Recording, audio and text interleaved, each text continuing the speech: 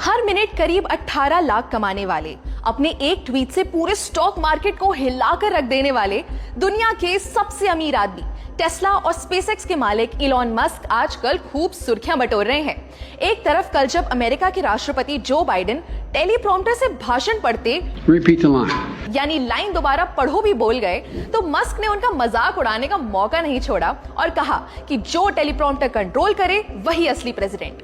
तो दूसरी तरफ महीनों से होल्ड पर चल रही ट्विटर के साथ अपनी डील को तोड़ने का ऐलान कर दिया।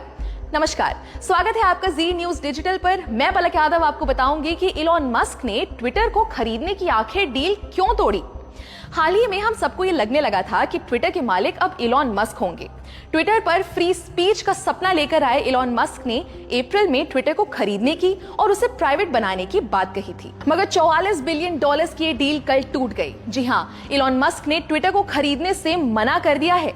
इस डील से पीछे हटने के बाद ट्विटर अब मस्क पर मुकदमा करने की तैयारी में है। जरा दोनों पक्षों की बात जानते हैं, मगर उससे पहले ट्विटर के चेयरमैन ब्रेट टेलर का ये ट्वीट देखिए।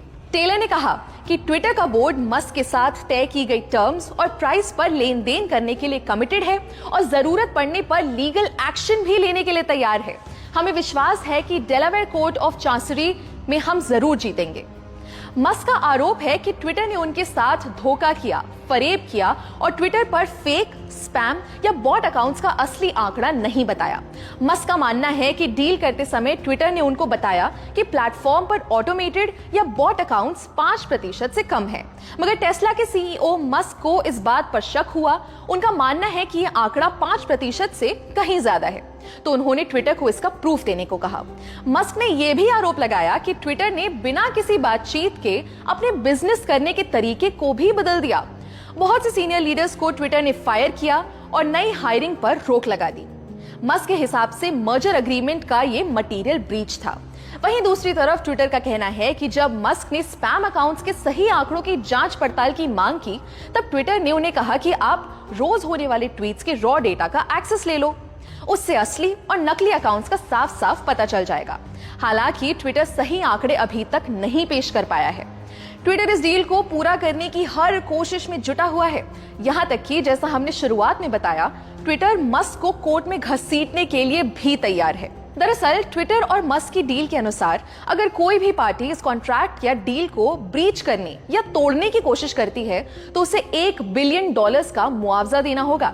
यानी अगर इलॉन मस्क इस डील को तोड़ते हैं तो उन्हें $1 बिलियन की पेनल्टी ट्विटर को देनी होगी। लेकिन अगर मस्क के आरोप सही साबित हो जाते हैं तो ट्विटर स्पैम अकाउंट्स का सही आंकड़ा नहीं बता पाता है तो पासा उल्टा पड़ सकता है। जरा जल्दी से इस पूरे मामले की टाइमलाइन पर एक नजर डालते हैं। 4 अप्रैल को इलॉन मस्क ने ट्विटर में 9% स्टेक खरीदा। 5 अप्रैल को उन्होंने कहा कि वो ट्विटर का बोर्ड ज्वाइन करेंगे, मगर 10 अप्रैल को उससे मना कर दिया। 14 अप्रैल को मस्क ने $54 पर शेयर खरीदने का ऑफर रखा, जिस पर ट्विटर ने मंजूरी दे दी।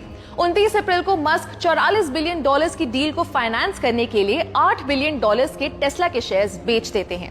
11 मई को ट्विटर के को फाउंडर जैक डॉर्सी कहते हैं कि वो वापस सीईओ नहीं बनेंगे अगर मस्क ने टेक ओवर किया। 13 मई को मस्क स्पैम अकाउंट्स के पेंडिंग रिव्यू का हवाला देकर डील होल्ड पर रख देते हैं। 26 मई को ट्विटर मस्क को स्यू कर देता है स्टॉक मैनिपुलेशन के आरोप लगाकर। 6 जून को मस्क कहते हैं कि स्पैम अकाउंट्स का सही आंकड़ा बताओ, नहीं तो डील तोड़ दूंगा। और 8 जुलाई को मस्क डील तोड़ने का ऐलान कर देते हैं। शुक्रवार को जब टेस्ला और स्पेसएक्स के मालिक इलॉन मस्क ने ट्विटर के साथ डील तोड़ने का ऐलान किया तो ट्विटर के शेयर 6% तक गिर गए। हालांकि वो बाद में 5% हो गया।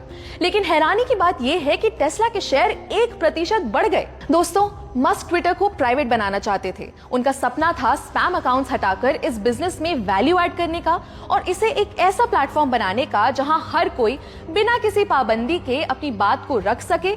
मगर आज इसी स्पैम अकाउंट्स के आंकड़ों की प्रॉब्लम इस डील को खत्म करने का कारण बन गई। अब देखना यह है कि मुकदमा कितना लंबा चलेगा, इसमें किसकी जीत होगी, किसे मुआवजा देना होगा और क्या मस्क ट्विटर के नए मालिक बनेंगे। आज के लिए बस इतना ही।